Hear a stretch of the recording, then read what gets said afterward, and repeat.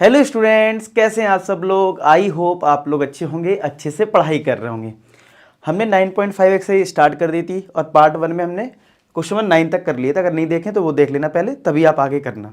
तो मैंने क्या सिखाया था मैं थोड़ा पहले वो बता दूं, फिर एक और कॉन्सेप्ट सीखना है जिसपे हमारा क्वेश्चन नंबर 10 और फिर आगे के भी 1-2 क्वेश्चन हैं।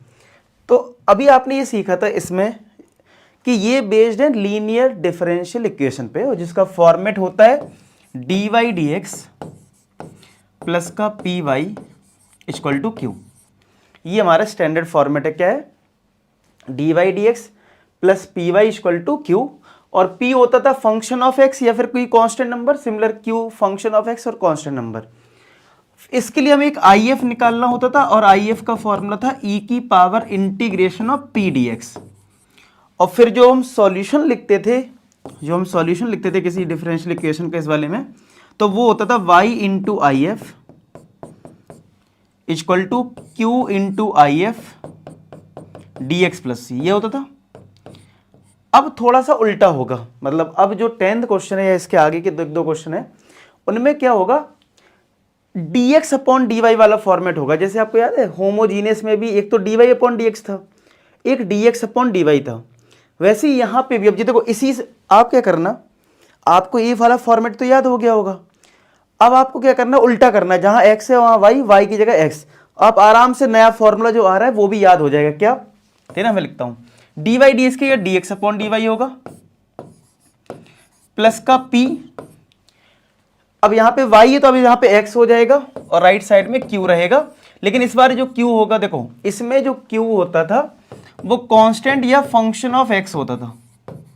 यहां पे q जो होगा वो फंक्शन ऑफ y होगा या कांस्टेंट। ठीक है, समझ रहे हो? तो फंक्शन ऑफ y आपको याद रखना कि क्या होगा, फंक्शन ऑफ y हो जाएगा।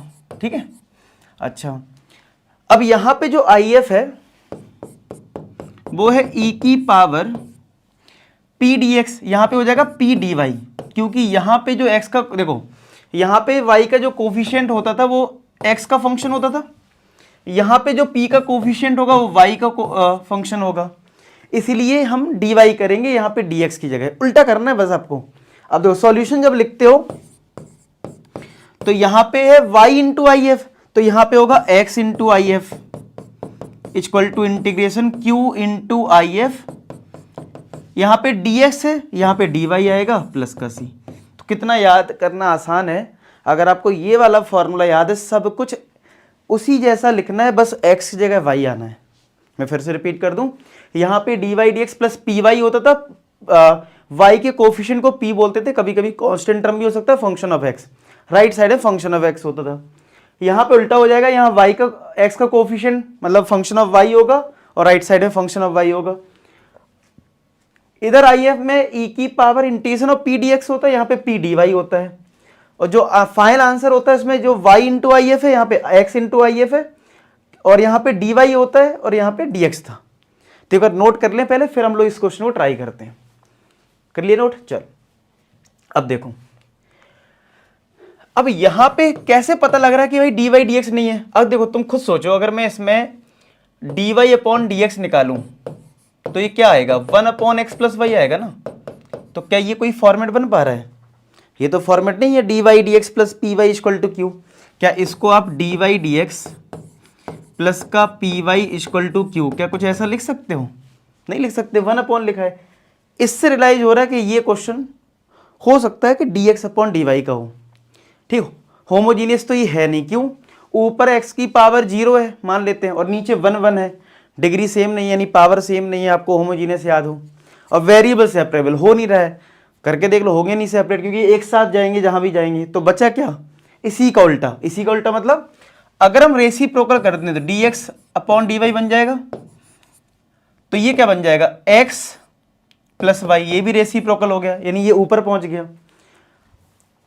तो अब dx, अब ध्यान से फॉर्मेट लिख लेते हैं। क्या था, मैं लिख देता हूं जिससे याद कर, लिख भी लिया करो तुम लोग। dx अपॉन dy में होता है क्या, पी वाई नहीं होता, p के साथ क्या होता है, x, यानी x का कोफिशिएंट लेना पड़ेगा। और राइट साइड में q होता है, राइट साइड में q होता है। तो देखो अब ने वो लिख रखा है फॉर्मूला, तो बड़े आराम से होगा। तो इसका मतलब आपको पता होना चाहिए किसको ले जाना है। अब नहीं तो पता चले गलती से y ले जाओ। आपको पता है LHS में x है, तो इस x के टर्म को इधर ले जाओ, तो dx अपॉन dy माइनस का x इक्वल टू y। तो अगर मुझसे कोई p पूछे कितना है, तो x का कोफिशिएंट p होता है, तो x का कोफिशिएंट यहाँ पे कुछ नहीं, तो ये 1 तो है ना इधर, तो -1 हो गया, और राइट साइड में जो y लिखा है वो q बन गया, तो q हो गया y।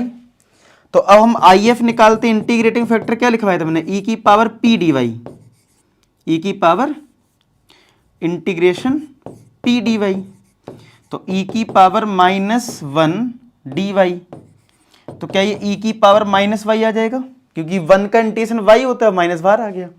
जैसे dx होता तो dx का x आता, 1 का x होता है, ऐसे ही 1 का यहाँ पे y आएगा। अब फॉर्मूला क्या लिखवाया था मैंने, x इंटू आई एफ, जो सॉल्यूशन होता है वो कहता है x into I F equal to Q into I F into D Y plus C. बस इसमें वैल्यूज पुट कर देते हैं, तो देखो कितना आएगा यहां से। तो x इंटू आई एफ की वैल्यू भाई हमारी कितनी है, कहाँ गया, e की power -y equal to q की जो वैल्यू है वो y है, तो y इंटू ई की power -y D Y plus C, ऐसे ही तो आएगा, ऐसे ही आएगा। अब यहाँ पे लगाएंगे बाई पार्ट, और आइलेट के अकॉर्डिंग मैं बात करूं तो एलजेब्रा पहले एक्सपोनेंशियल बाद में, और इसमें भी एलजेब्रा पहले एक्सपोनेंशियल बाद में, तो लगा देते हैं प्रोडक्ट बाई पार्ट रूल। तो x इंटू ई की पावर -y इक्वल टू क्या होता है फॉर्मूला, y बाहर, इंटीग्रेशन होगा e की पावर -y का, माइनस डिफ्रेंसिएशन होगा y का, इंटीग्रेशन होगा e की पावर -y का, और इस पूरे का इंटीग्रेशन।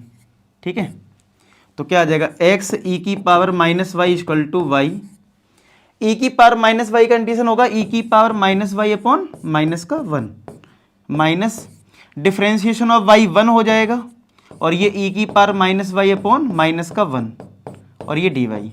ठीक है, e की पावर -y है तो e की पावर -y इस तरीके से आएगा। तो x e की पावर -y अपॉन, ये माइनस पहले कर दो, तो -y e की पावर -y, माइनस और ये माइनस प्लस हो जाएगा, ये माइनस और ये माइनस क्या हो गया, प्लस, और e की पावर -y कंडीशन क्या होगा, e की पावर -y अपॉन माइनस का 1, और एक कांस्टेंट टर्म c ले लो।